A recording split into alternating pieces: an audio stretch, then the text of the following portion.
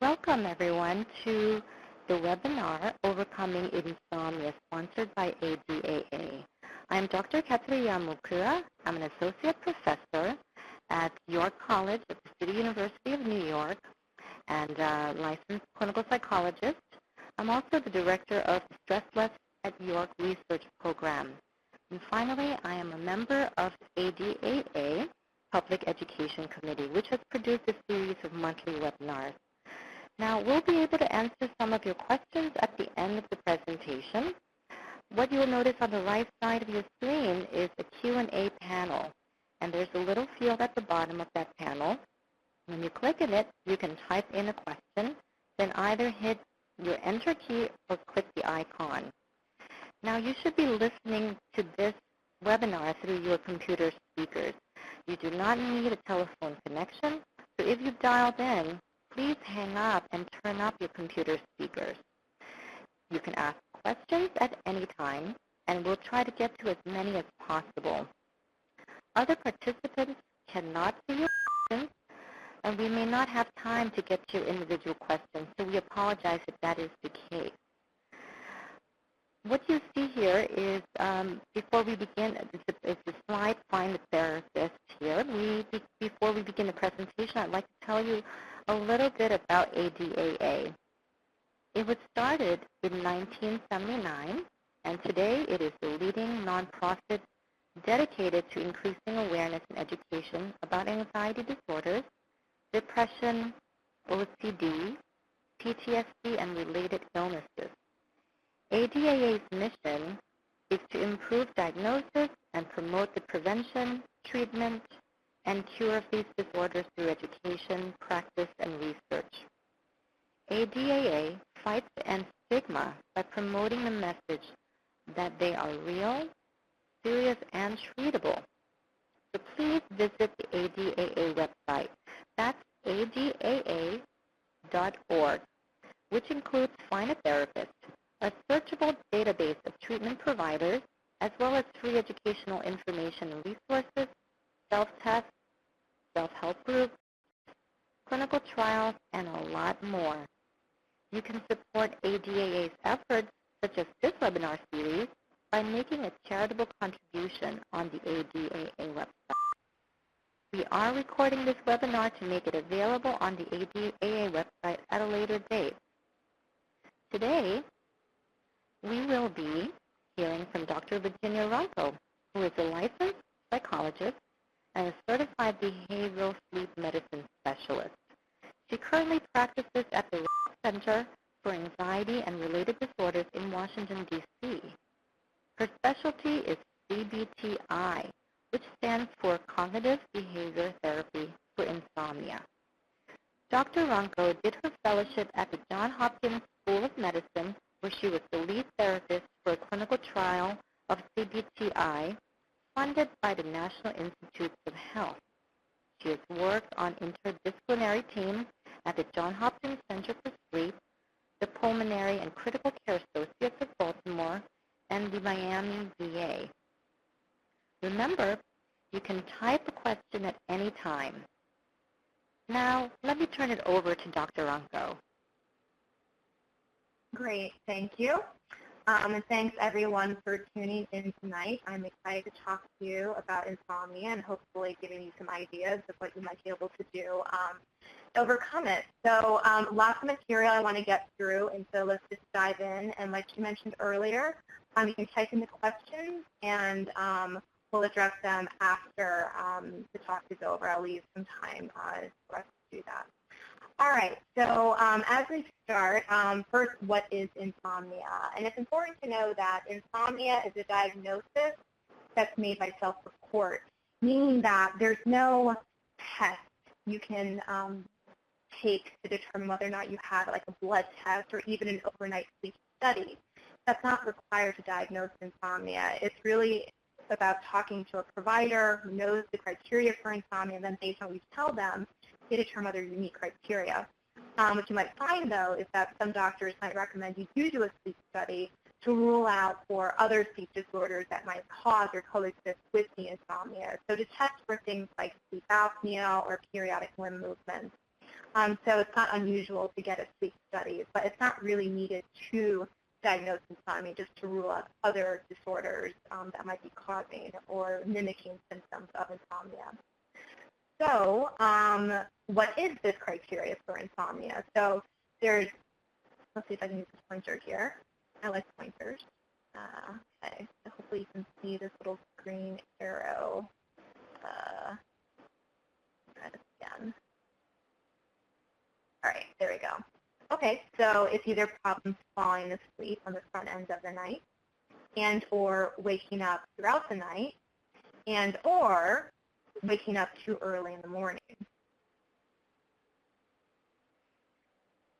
Moreover, the sleep problem isn't just a sleep problem, meaning that it has to trickle into the daytime somehow. And so there's some other symptoms that come along with insomnia, such as concentration or focus problems, sleepiness, fatigue, can impact mood, cause some irritability, increased anxiety. And simply, if nothing else, if during the day or leading up to sleep you find yourself worrying about sleep quite a bit and that's distressing to you, that counts as impairment. That's not a pleasant sensation or feeling. Also, for insomnia disorder classification, we're not talking about sleep problems once in a while. There needs to be some persistency with it. And so the way it's defined is that it occurs at least 3 nights a week and has been going on for at least 3 months. Also, the sleep problem has to occur despite adequate opportunity for sleep. So, in other words, it's not something called insufficient sleep syndrome. So let me back up and define what insufficient sleep syndrome is.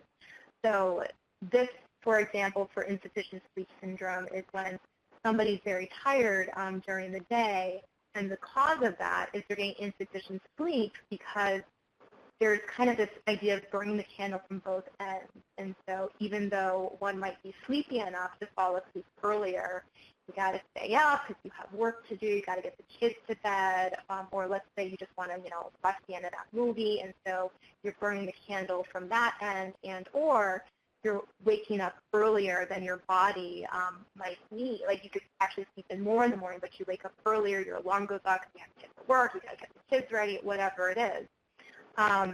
But if you have the opportunity to try to sleep, your body could likely actually sleep more.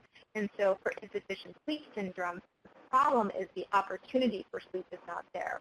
With insomnia, even if the opportunity is there, say there's 7, 8, 9 hours of a sleep window that you're giving for yourself, but you can't fill it up with sleep, that's what we're talking about. That's insomnia, not insufficient sleep syndrome where you're just sleep deprived because you're just not giving yourself enough time. So that's an important distinction. And last, for insomnia, it's per the criteria, it's not caused by something else like a coexisting mental disorder or medical condition. Now, with that said, there's been research and clinical guidelines have changed because it's really hard to determine the cause and effect of these coexisting things. And so a common one that I have shown here is this link between anxiety and insomnia. So the question is, does anxiety cause insomnia? Does insomnia cause anxiety? Is it both? Do they feed off of each other? And again, it's hard to tease those things apart, whether we're talking about anxiety or depression or even something like pain, something medical. So the guidelines have been adapted to say, rather than just, because before the idea was, maybe anxiety is the primary problem. So fix the anxiety or the depression and the insomnia will go away. What they're finding is that's not always the case. And moreover, if there's leftover insomnia afterwards, even if you treat the quote-unquote primary disorder, that sleep issue can actually make it more likely for, boom, that primary disorder to come back again. So now the guidelines are really trying to emphasize treat both things at the same time if you can to give yourself the best shot of getting better in both of those domains. So this is a great slide. There's a lot of stuff going on here. What causes insomnia? So this graph illustrates Art Steelman's 3T factor model of insomnia. There's different hypotheses about what causes insomnia. This is one of the more well-established and studied ones. And so just to orient you to this graph here, so on this axis, we have sleep disturbance intensity. Just to make it simple, think about 50 as a threshold, meaning that if you're above that line, you have met criteria for insomnia. Below the line, no insomnia, okay? And then on this axis, we have time. So if this is time, baseline is the time that you're born. And so the first of these three keys is referred to as predisposing factors. So think of these as the genetics, right? So if everyone in your family, let's say, has insomnia and anxiety and sleep problems, then perhaps your predisposition bar is a little bit higher or quite a bit higher, meaning that it doesn't take much for that person to cross over to that threshold and then develop insomnia versus somebody else who may have very low predisposition, and so it would take a whole lot for that person to develop insomnia. Now, something to keep in mind that it's very rare for people to actually be born with insomnia. So generally, this blue box is below the threshold. Doesn't mean it's not very close for some people, but it's usually below. And over time, you can see that this amount remains static. So we can't change our genetics or predispositions. That stays constant over time. But again, that may not be that big of a deal because for most people, that's below the threshold of insomnia. So as we go along in time, what seems to get the ball rolling, if we go to this acute period, is the second P, which stands for precipitating factors, or I think of these as triggers. Okay, so essentially, things happen, and we sleep poorly because of them. This could be something like stress going on in life. It could be medical issues, pregnancy or childbirth. Maybe it's a move, and so there's different environmental factors going on that have impacted sleep. But if we just follow this green bar here, we see that over time, it seems to diminish, meaning that whatever that original trigger was for insomnia either naturally goes away or as time goes on, we get used to it, and so it's not really impacting our sleep the way it once did.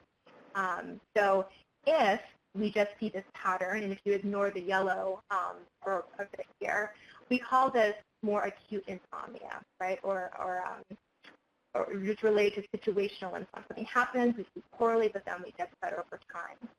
Now, what really distinguishes those situational acute insomnias with the more chronic insomnias, what we talk about for insomnia disorder, is this yellow box, these perpetuating factors. So these are things that start developing after you've had insomnia that fuel the insomnia, independent of whatever got it started, and starts to give the insomnia a life of its own. Okay, and then the idea is that for many people over time, those perpetuating factors become more and more impactful, and that's what's really keeping the insomnia going. So what are some of these perpetuating factors? I have a few listed here. So oftentimes these perpetuating factors are things we do in response to insomnia that can sometimes help, but oftentimes, especially if you develop insomnia, it actually can hurt it. So the first thing listed is napping. If you're sleep deprived because you're not sleeping well because you have insomnia, you might be tempted to nap and do nap, and that can mess up your sleep cycles and your sleep drive, and so now that might actually be contributing to the sleep problem. Same idea with oversleeping. So sleeping in on the weekends might work for some people, but for others it might actually exacerbate sleep problems. Spending too much time in bed. Sleep-related stress is a big one. And so if you never had sleep problems, you probably didn't really worry about your sleep. But once you do, and you start thinking about, gosh, these are the consequences, I don't like the way this feels, then there's some anxiety and stress, maybe even depression that can set in.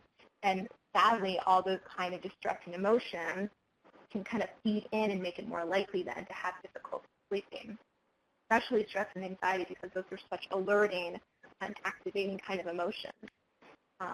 If you end up trying to take sleeping pills, sometimes there's stress about that in the middle of the night or when you start going to sleep at night. Do I take it? Do I not take it? And that mind game can kind of play tricks on you, and just having to think about that can cause you to have difficulty sleeping.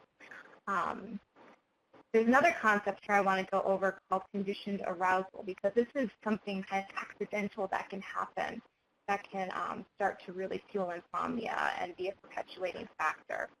So conditioned arousal is based on classical conditioning. So just a little Psych 101 for you, if you don't recall. This was first studied with Pavlov and his dogs. And before conditioning, so before any learning took place, food elicited the natural response from a dog to salivate, because that's what dogs do.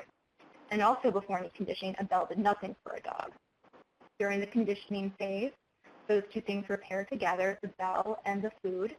Dog would salivate, did that pairing many, many, many times over, and then eventually he just rang the bell, and because of this previous pairing, the dog actually would salivate to the bell, which he had no response to before. Okay, so the dog is having an automatic physiological reaction to a stimulus that used to mean nothing to him.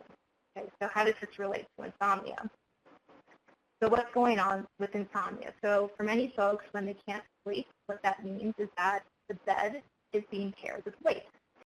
Not just wake, but a more activated level of awake. It might be frustration, anxiety, where our heart rate and our cortisol levels are coursing up, a little bit more.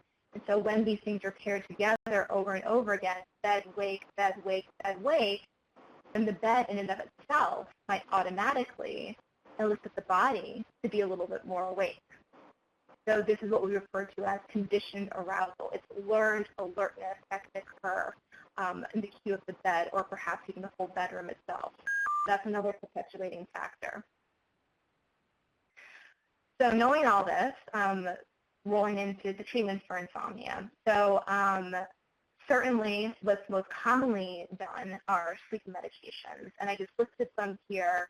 I am a psychologist. I'm not a medical doctor or a psychiatrist, so I'm not really wanting to go into detail about this because that's not my competence.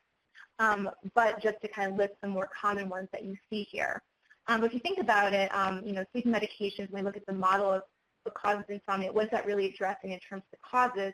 It's more symptom management versus getting at the underlying causes. And so another way to think about treating insomnia is, well, let's address the P's, right? We can't do anything about our predisposing factors. Those are kind of set, but we can make sure that we're doing what we can for the precipitating factors and the perpetuating factors. So specifically, what do I mean by that? Now, in terms of the precipitating factors, well, it depends on what triggers you see around you that might be impacting your sleep. So certainly if there's something medical or psychiatric going on, you're doing everything you can to try to manage those factors. If stress is what's impacting sleep, trying to work on stress management, which could include seeking help or advice from others, relaxation techniques, cognitive therapy. I'll actually talk a little bit later about relaxation, cognitive therapy some more, trying to create more of a balanced lifestyle. And I mentioned earlier, sometimes the trigger is a move. And so if you move, there's environmental changes, or you change your habits, or you change your sleep hygiene. So just trying to brush up on sleep hygiene a little bit might help. So if you're in this webinar, I assume you or you know someone that has trouble sleeping. You've heard a lot about sleep hygiene. So just to run down some of these, which I'm sure you're all very familiar with, just simple like to-dos or not to-dos, right? So caffeine's a stimulant, so trying to cut down on that. Don't go to bed hungry, but at the same time, you want to make sure that you're not going to bed full to the extent that that's impacting sleep. So it's more of a balance, I would say, in terms of the eating piece of things. You want to avoid moderate to heavy alcohol use in the late evening because that can negatively impact sleep. Avoiding excessive liquids in the evening. Avoid smoking before bed or during the night. Nicotine is a stimulant. Exercise regularly. There's more and more research showing that, of course, exercise is great for a lot of things, including, however, sleep and energy levels. So that's good. This might be a little funny, I'm sorry here, but what this would have said is that the bedroom environment. It's quiet, dark. In terms of quiet, perhaps there's just some white noise. White noise meaning it's the noise of like a vacuum cleaner. I don't know if I can successfully produce this noise over phone, but like a kind of sound where if there are little noises in the background that can help buffer out against those. And for white noise, you can test it out a little bit without any real investment and just download a free app to try it. Or they do also sell freestanding devices for white noise that you can try. And you also want to make sure your bedroom and your bed is comfortable in terms of the mattress, pillow, and temperature. Now, again, I'm sorry what you can't see here. Says, what about electronic devices or blue light? Because that is something that's really been pounded into our heads lately about no screens, no electronics at night. And there's a couple reasons for this. One is because electronics, especially things like our phones and our tablets, are quite engaging, and so it's not really thought to be a good wind-down activity. And we really want to kind of wind down before going to bed. So there's the other issue of blue light. So screens and electronics can have more concentrated blue light. And why does that matter? Well, it matters because that impacts our circadian rhythms. So circadian rhythms are endogenous, meaning internal biological, about 24-hour rhythms.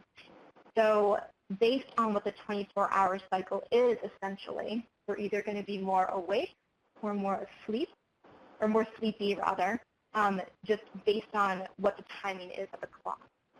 And one of the biggest signals for this is light, such that when there's sunlight or any kind of light, especially blue light, my arrow here, those make us feel more awake.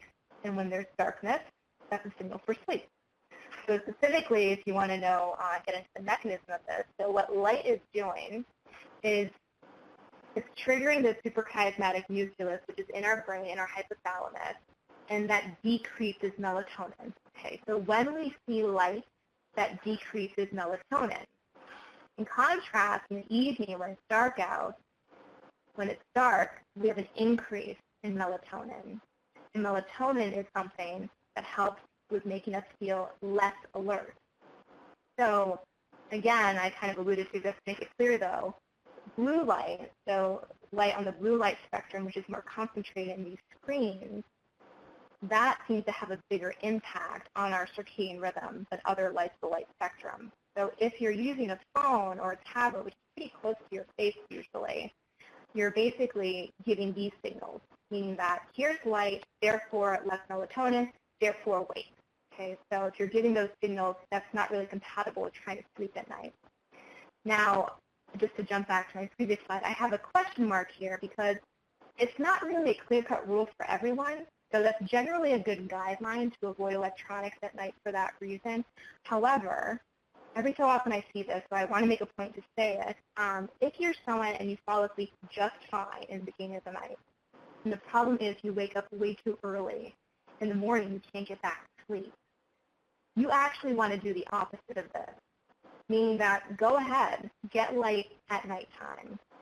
Get screens and use electronics at nighttime, because what that does, again, is it decreases your melatonin. So it's like it's holding off your melatonin when you go to sleep, which you probably don't need that melatonin to help you fall asleep if you fall asleep so well anyways.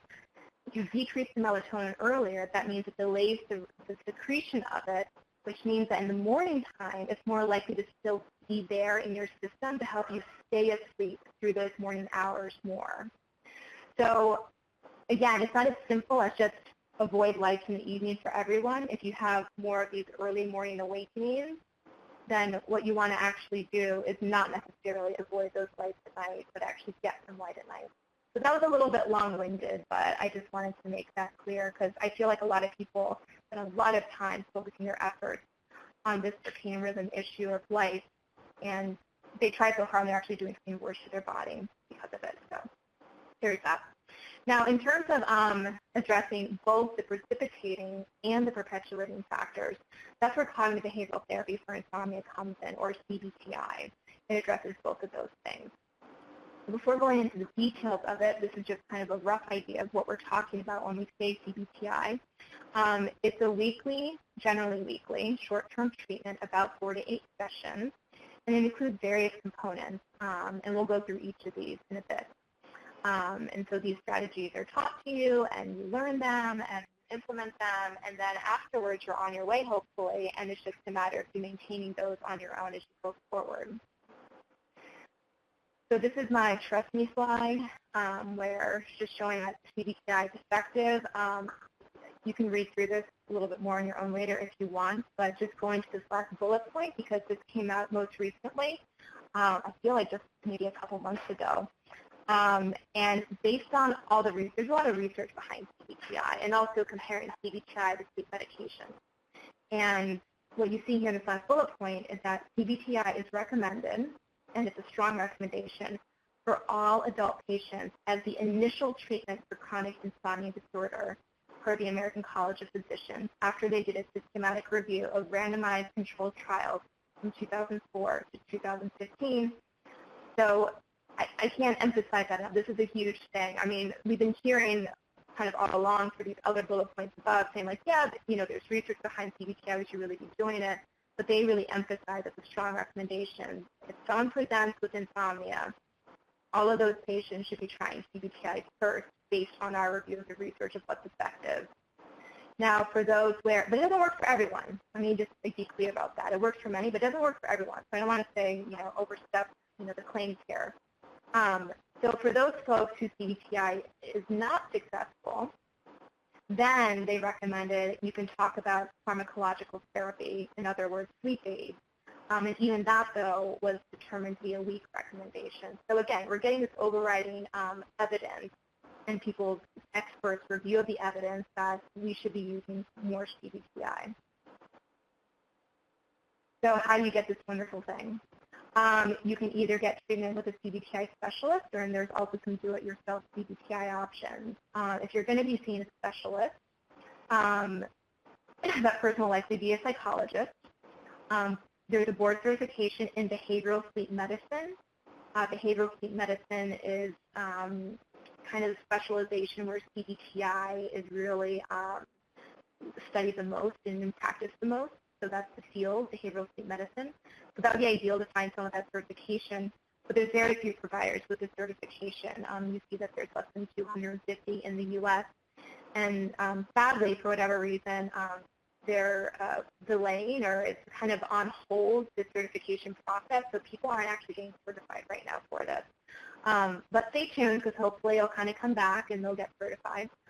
Regardless, though, you can go to either one of these websites to get a list of who these providers are that are certified in DSM or self-identify that they practice CBTI.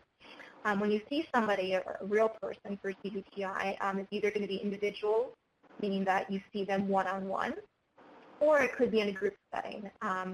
Generally, I see people less in a group setting. Not me personally. I don't see anybody in a group setting. I just mean in general, like clinically, people are not being seen in group settings as much, I think, except for the VA. There's a lot of group CBTI going on at VAs. I also mentioned that there's some do-it-yourself options, and this has really developed into quite a field in and of itself because of the problem that there's not very many providers that can offer this. So there are some books that are available, and I've kind of rank ordered them for my personal preference. But these are from legitimate people that research this and are themselves CBTI practitioners. There's also some internet options. And so what you can see here is that you pay for a certain fee for membership for a certain amount of time, and you kind of get the core information of what these CBTI strategies are and somewhat tailored recommendations. So it's generally the research shows, and there is research with some of these internet programs, that they're better than nothing. Are they as good as a person? I would argue not. It's best to see a provider who can because there's so many nuances that these internet algorithms may not be able to address, and you can't ask a question really to these programs. But again, if you got nothing else at your disposal, then it's not a bad option. All right, so let's get into CBTI. So I wanted to talk about stimulus control. Excuse me. So the point of stimulus control, this recommendation, is to decrease that conditioned arousal that we talked about before. So again, just to remind you, this pairing of bed and wake over and over again can cause the bed to then elicit feelings of wakefulness. So how do we break that pairing? So we do this by trying to decrease conditioned arousal by breaking the pairing of bed with wake So we don't want to pair these two things anymore. So what that essentially means is that if you can't sleep, get out of bed, be awake somewhere else, okay? It also means that, let's say you're the kind of person that might read or watch TV before bed, or you might linger in the morning after you've woken up and you're still in bed. Anytime that you're awake, trying to physically get out of your bed. Now, importantly, I just want to make this point that this isn't a recommendation that's intended to make you sleep better that night. This is getting that conditioned arousal, and it takes time to develop and to break conditioned arousal. So I use this phrase a lot, short-term pain for long-term gain, with this idea that, getting them out of bed, in a way, it actually might make your sleep worse that night, because now you're more activated and you're a little bit more awake, so you get even less sleep that night. But again, you're trying to break this pairing of conditioned arousal. And what you're also doing simultaneously by doing that is you're increasing conditioned sleepiness. So you're strengthening the pairing of bed with wake and falling asleep quickly. You have just a one-to-one association of bed, sleep, bed, sleep, bed, sleep. And hopefully, when you then start going to sleep, or you go into bed, you'll feel more sleepy. I'm sure you guys know some people that they seem so awake, and as soon as their head hits the pillow, they're out like a light. And you're like, how does that happen? And so they probably have some conditioned sleepiness on board. So that's what you want to establish. And again, that can take time. I'm going to skip this. You can review it later if you want, but these are just the written instructions I generally give with some details about what to do. Just very briefly, I will mention that, so what do you do, right, if you're out of bed and you can't sleep? So something quiet, sedentary, like reading or watching TV, but making sure the content isn't too engaging or activating. That's generally fine. And I know I made a big emphasis on screens and blue light before. Not a lot of evidence actually to show that if you watch TV when you can't sleep in insomniac, that it worsens things. But if you're concerned about that, or if you actually want to get on your phone or tablet, which is closer to your eyes, then you can always buy a pair of blue blocking glasses that filter out. They're basically sunglasses that filter out blue light so that you can still see electronics and do those things, but it shouldn't be impacting your circadian rhythm as strongly as it would otherwise. So let's talk about next sleep restriction. Before getting into that, it's important to understand the mechanisms here behind sleep so you understand why sleep restriction works.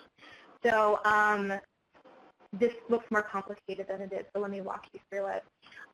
There's basically two internal bodily mechanisms that determine how sleepy or how awake we are.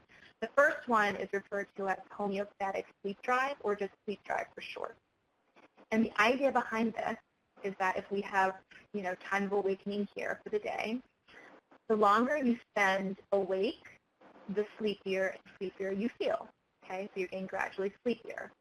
And then when you start sleeping, your sleep drive gets depleted, and you feel less and less sleepy and more awake, and then you start the day again, and this is low. Okay, so just to drive this home, I'm big on metaphors, and so I use this back right here. So let's imagine you wake up in the morning, you had a good night of sleep. And it's like you put a backpack on that morning and the backpack is empty. Then for every minute that you spend awake, I'm going to put a rock inside of your backpack. So your backpack is getting heavier and heavier. That represents you feeling sleepier and sleepier. And then when you start sleeping, it's like you start burning off those rocks. And then when you wake up in the morning after you've had a good night of sleep, the backpack is empty again. Okay? So kind of a simple idea. However, you probably know that if you don't experience your day like that, you don't necessarily feel gradually sleepier and sleepier. And one of the reasons that's the case is because of our circadian rhythm, which we talked about a little bit before, which is the other internal mechanism that regulates sleep and wake. So this is called process F. And before, how I mentioned that, light makes this as a factor here. And so generally during the daytime, we're more alert. So these arrows are higher up during the day. Versus at night, these arrows are lower. It's dark at night. Our body's not primed to be awake at night. Now you see this isn't uniform though. So there's a little exception here, and that's in the afternoon. And so 2, 3, 4, 5 o'clock, many folks feel a circadian rhythm dip where you feel a little bit tired. It's usually after lunchtime for a lot of people, and sometimes it's related to the fact that they've had lunch, and that can make us feel sleepy. But independent of that, there is this difference in alerting power going on. So think about your circadian rhythm as the helping hand to the backpack. So if you have a heavy backpack on, and I come up behind you, and I lift it up with my hands, you wouldn't feel the weight of that, right? Or you wouldn't feel it as heavy. So that's what I think of the circadian rhythm as. So during the day, when these arrows are higher, that's telling me how much the hands are helping to hold up the backpack. So you have them during the day. They let up a little bit in the afternoon, and so now you feel the weight of your backpack because the hands aren't really masking it anymore. So then after that afternoon time, the hands pick up again, so you don't feel as tired, you don't feel the weight of your backpack. And then at nighttime, when the backpack is heavy and the hands start going away, that should be lined up so you start feeling sleepy. Okay? So why do I talk about this, and why does it matter for sleep restriction? So what is sleep restriction? So through sleep restriction, or really any CBTI protocol, what you should be doing is keeping sleep logs. And one of the reasons for that is you get a baseline look at how much sleep you're getting relative to how much time you're trying to sleep. So in this example, this person is in bed from 11 p.m. and trying to sleep till 10 a.m. So 11 hours in bed trying to sleep. But if you look at all the dark boxes here, because that represents actual sleep, they're only sleeping for a small, for a percentage, a fraction of that time. So with sleep restriction, with the sleep log, you calculate how much sleep are they actually getting. And maybe it's around, seems like 5 hours. So what you would do is you would reduce the time in bed, the sleeping opportunity window, to better match how much sleep you're actually getting. So that's where you get this 2 to 7 a.m. sleep schedule. And you just do that for 1 or 2 weeks. So you're trying to really compress the sleep and improve sleep quality by sleep restriction, by increasing your sleep drive. So the longer you stay up, the more sleep drive you're building, right? And so if you really push it and trying to stay up later, hopefully you'll be so sleepy by the time that you fall asleep, you're more likely to fall asleep quickly and stay more asleep throughout the night. And if you wake up at the same time every morning, even if you got a bad night of sleep, you hold on to any sleepiness you might have, even if you're sleep deprived. Stay up to that later bedtime and just think about how exhausted you'll be because your backpack is so heavy that you can try to, kick this into motion and you start sleeping better for the time that you're allotting for your sleep opportunity window. So this is really the first goal of sleep restriction, is trying to improve sleep quality. You're condensing, you're consolidating the sleep rather than having it all fragmented. Once that is established, though, especially in this case, 5 hours isn't usually enough for anyone, you want to roll back to bedtime and work on sleep quantity. And we do this very slowly, so 15, 30 minutes per week or so if things are going well. So gradually extend the sleep window. So that's the idea of sleep restriction. You're not really restricting sleep so much as the sleep opportunity that you give yourself, because you're really just better matching how much sleep you're getting against your sleep window. Again, these are just some written instructions relating to sleep restriction that I hand out to patients when we determine what their sleep logs look like. I'm going to skip this slide for time's sake. Getting into cognitive restructuring, or also called cognitive therapy. So this is really let me start with this slide. So cognitive therapy and relaxation is really getting at the stress management piece of things, because the more stressed we are about our sleep or about anything, the harder it is to sleep, right? So cognitive therapy targets that to a large extent. So the goal of cognitive therapy is generally to try to change our consequence emotions or feelings. So if we're feeling stressed about something, we want to change that. And so it makes logical sense to think, well, what causes us to feel that way? And if I can change those antecedents, maybe I can change the way I feel. So generally, what seems to happen is something happens, right? There's some kind of event. So an argument, a celebration, and then they can make us feel a certain way. So over time, researchers have thought more like, well, if you think about it, if you take 10 people and they're all under the same stressor or trigger or activator, they can actually have quite different consequences or responses to that. And one thing that seems to mediate the relationship are the beliefs or automatic thoughts that we have that are triggered by the activator. So in terms of sleep, let's say you're having a poor night of sleep for insomnia, you're tossing and turning in bed, and you start thinking to yourself, I'll never have a normal night's sleep. And therefore, you start feeling depressed and hopeless. So the point of cognitive therapy is really to target this piece here, the belief part, and challenging it and saying, is this thought in line with the situation, or is it a little bit out of proportion and therefore perhaps making you feel worse? And in a way, feeling worse about it here makes it more likely I'm going to sleep poorly. So, we're really trying to stop the train here at the thought level, which, unless you're a therapist or you're well-read and insightful, you don't always think about the way you think. And so this is thinking about the way you think. So one way to go about this is to try to dispute our negative thoughts. And this is a whole therapy in and of itself, not just for insomnia, but for anxiety and depression and other issues. But just as an example, very briefly, let's say we try to dispute those some negative thoughts about sleep by examining some evidence. So let's say you think to yourself, I won't be able to do well at work if I don't sleep well tonight. So one way to kind of challenge this and think about it in an empirical way is let's do some calculations. So compare the estimated number of poor nights of sleep you've had with the number of days where you actually didn't do well at work. Or you could record this prospectively if you're a little bit of a scientist. So you could say to yourself, all right, so I've had insomnia for about 5 years, about 3 times a week, so that translates into about 780 bad nights, right? And how many days of poor work performance have I had in those past 5 years? Maybe 100? So even at that estimate, which I would say is a pretty high number, 100 divided by 780 is 13%. So really, if we were to modify the statement to, I won't be able to do well at work if I don't sleep well tonight, means something more like, well, there's a 13% chance I won't do well at work based on past evidence. So I could twist this around and say, even if I don't sleep well tonight, chances are I'll still be able to do. The vast, large chances are, because there's only 13% here, is that I will actually be okay for work tomorrow. So it's reminding yourself of those things. It's just hard to remember in the middle of the night when you can't sleep well.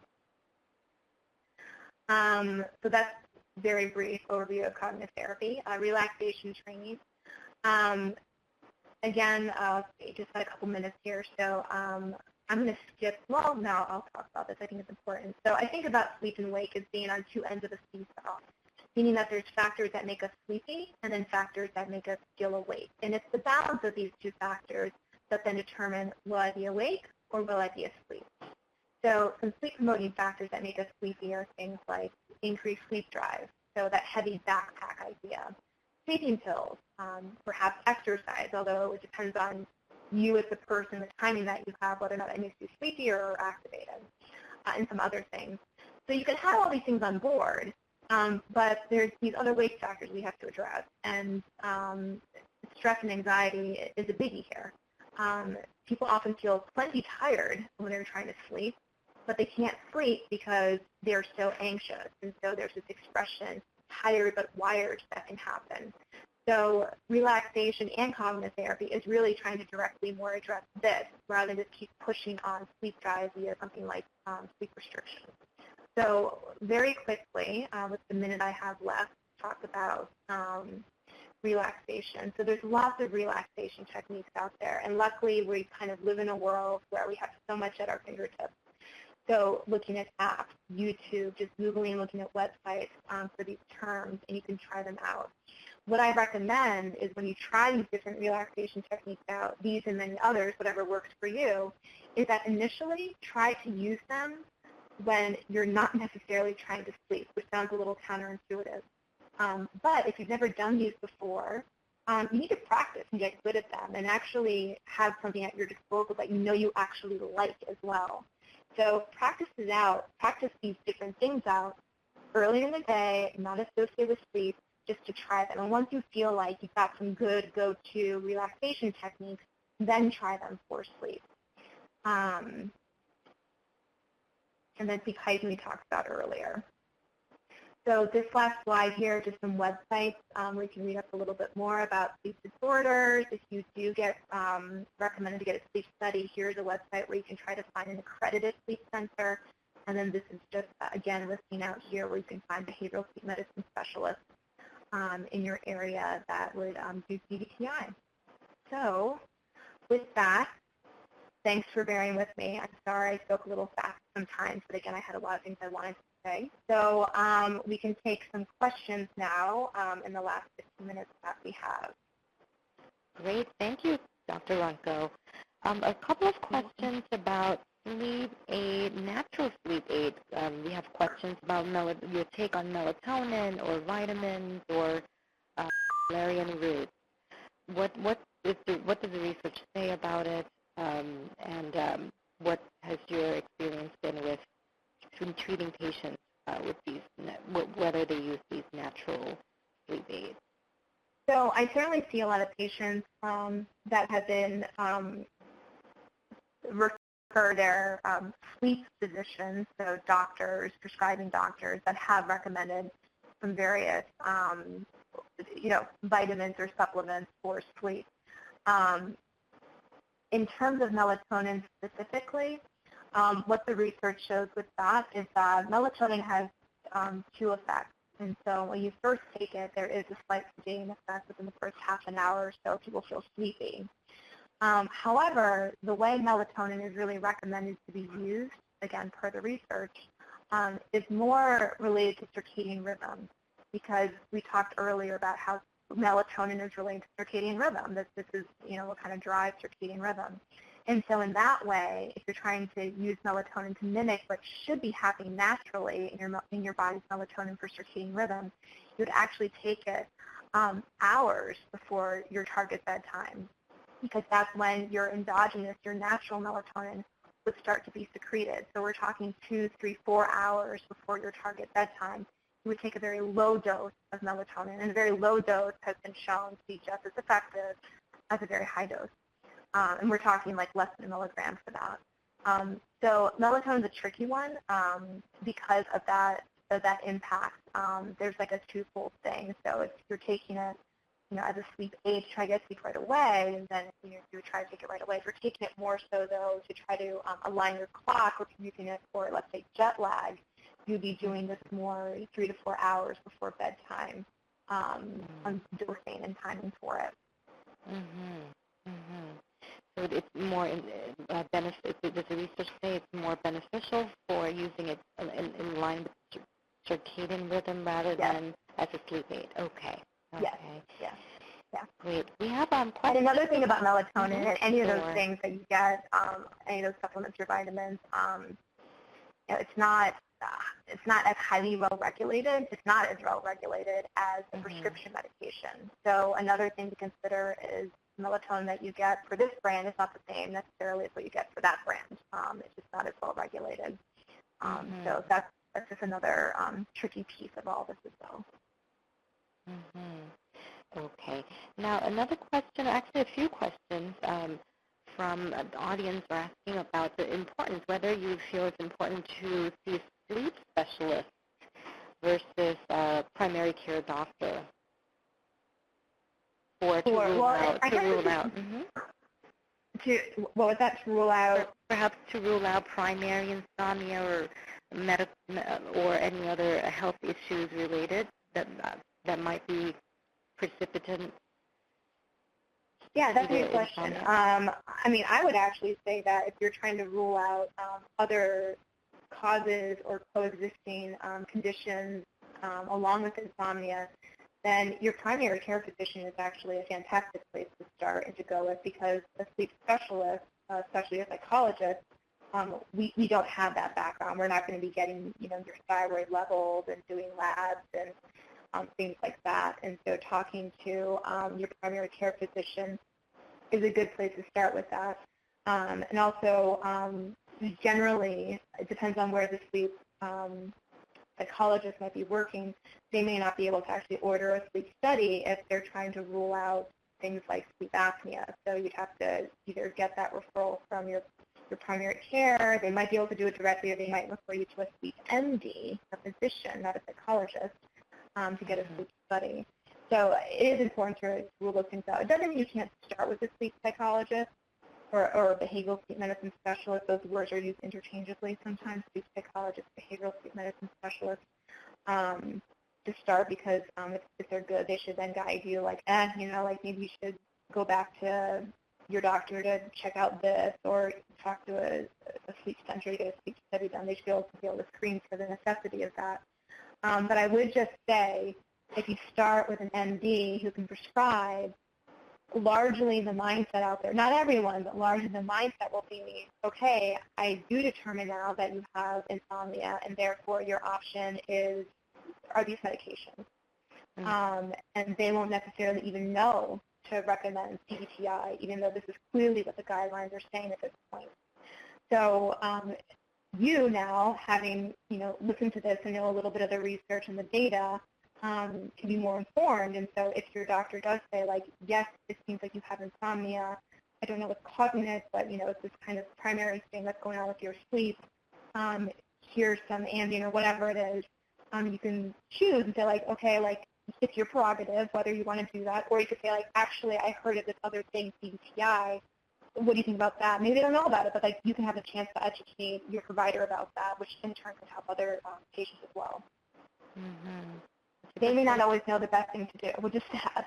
Right. But, it's just they can only keep up abreast with things so well. So in other words, the advice would be to maybe be proactive. If you've heard about this CBTI, bring it up as a potential option to consider together with your primary care provider, if it's something you want to explore. Yep. All right. We have lots of questions. We're not going to be able to get to all of them, but here is one about a reaction to the sleep restriction. Is it something that can be accelerated?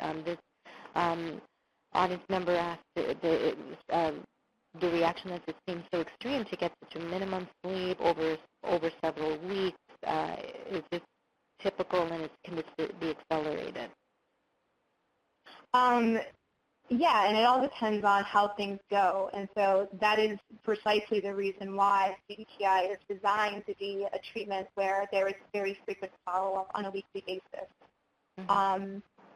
So as you start sleep restriction, which is based on, the protocol best guess based on your sleep log, you come up with a schedule. You just do that for 1 week, just 1 week. You try it for 1 week. You keep your sleep log. You bring that back to your CBTI provider, whoever you're seeing.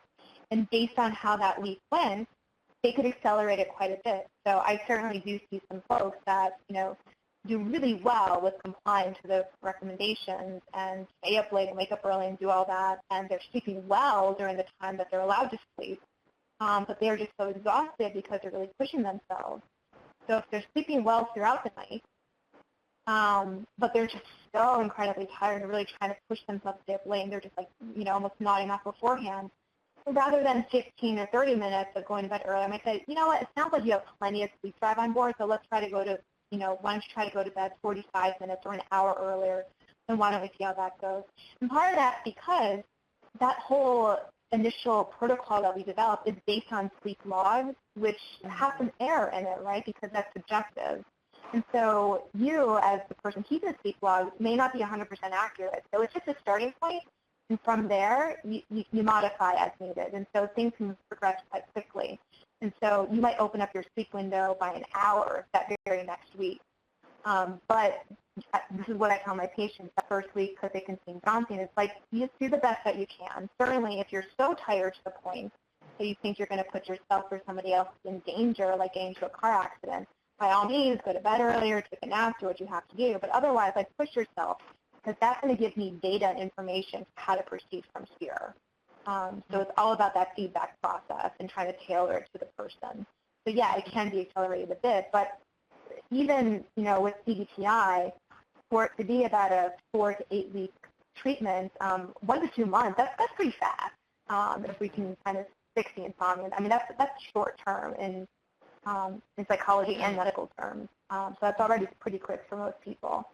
But certainly if it's challenging, that's something to bring up. That's why I feel like it's important to have, if you're able to actually speak to a person about it versus just going through these do-it-yourself options, because you can't ask those questions. It doesn't get tailored like that. Do we know who responds best to CBTI? I mean, I'm thinking of all these different components, the stimulus control, the sleep restriction, and so forth. I imagine that some of these components are much more challenging for certain folks. So I wonder if we know if there's some research out there that can kind of predict who might respond best to CBTI. Yeah, I mean, certainly if you have less coexisting conditions going on. So it's, I mean, because there are, believe it or not, and maybe some of you are out there like this, folks that have insomnia, but really aren't anxious at all about it. So it's not like you're in bed worried about it, like you just can't sleep. And it's not because of, medical issues either. And so, those folks where it's kind of like clean insomnia, where like that might be the only thing going on, seem to do particularly well. Now, it doesn't mean that CBTI cannot help for people with medical conditions or mental conditions going on like depression, anxiety. The research has shown that it helps those folks. It can help those folks as well. I would say, though, one of the biggest factors in CBTI working is patient motivation. And in the sense that is independent of whatever conditions are going on. Because I can have somebody who only has insomnia going on, and they're not really motivated to use CBTI. They just want to take a sleeping pill. So, like, if they don't comply with what I'm going to recommend, it's not going to work. Versus somebody else who might have a lot of factors on board, but they're very dedicated to trying the process and really going through the different steps. And if you try and push yourself, I feel like that motivation and compliance with the actual strategies is certainly one of the best predictors. And a little bit of trust, really, in the person you're working with. I mean, because you're going to be doing some things that you may not agree with. So a little bit of trust as well. Right. I imagine it's very difficult if you're exhausted from not sleeping very well for quite a while and having to get up out of bed when you're so tired, so that you try to break up the conditioning between the sleepiness or the awake and bed and so forth. It can be very difficult. And I'll also say, because I think there is, a little bit of more fear, sleep-related fear, when you start hearing about what CBTI is. I will say that the vast majority of my patients, once we actually come up with like the actual rules and look what their sleep schedule will be, quite a lot of them end up saying like, wow, this actually doesn't sound as scary or wasn't as scary as I thought it would be. So I think a lot of it has to do with the collaboration too. If it sounds so incredibly anxiety-provoking that like, I don't know how I'm going to end up doing the sleep schedule, I as a clinician will listen to that and say like, I want to increase your sleep drive through sleep restriction, but then again, it seems like if we do this, your anxiety is going to increase as well, and even above and beyond what your sleep drive would increase. And so maybe we shouldn't push that as much right now, and maybe we should be addressing anxiety and stress management techniques first. And so I think that's important too, where yes, I want to push folks for CBTI, but there is a balance where you don't want to push too far to the point where it might be causing more of a problem. So it's knowing that fine line, which again is more easily determined by a person versus like a program or a protocol. Okay. I think we have time for just one more question, and there's a question for general advice for women who had babies 10 months ago. Okay. So what, just general advice? Question, yes, for probably pregnancy-related insomnia is the question being presented, or an advice somebody's asking for advice. Well, I guess it depends on what are the factors related to that. I mean, it's about baby, it's about anxiety, is it, the hormones that can change and impact sleep. So, I mean, that I'd want to dive into more and figure it out. But basically, the same idea. Of course, there's going to be constraints in terms of how much, success you can have when there's a baby or even pregnancy and the uncomfortableness of it. But I think a lot of it is just going to be the same kind of standard CBTI kind of stuff. But within the context of knowing that there's going to be some limitations because of, I know that's not a very satisfactory answer, but it sounds like we need more. I would want to get a lot more information about it, figure out what's going on. So a more detailed assessment to understand the precipitating versus the perpetuating factors.